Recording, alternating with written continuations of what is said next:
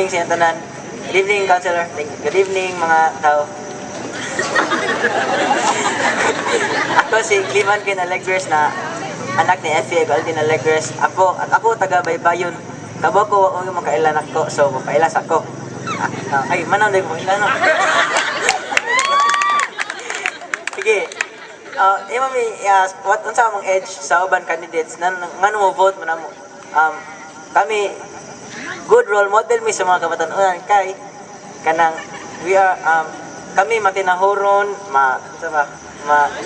kanang matinabangon kanang hardworking mi na estudyante ug anak sa among mga parents ginikanan. So mo na may na edge na mo sa among candidates. Usa sa ako mga gusto mahitabo sa ato barangay kay dapat every house must have 2 or at least 2 trees kay nagtuo ko na big things come from small things. Kani nga gamay na butang atong bahaton. Tangkag ang global warming o ang pollution na main problem sa atong barangay ani na plano. Yan. Ikaduha na plano ang curfew kay tungod sa mga negative na bisyo sa atong mga kabatan-onan karon. Ikatulo ang clean and green drive at least twice a month or every week.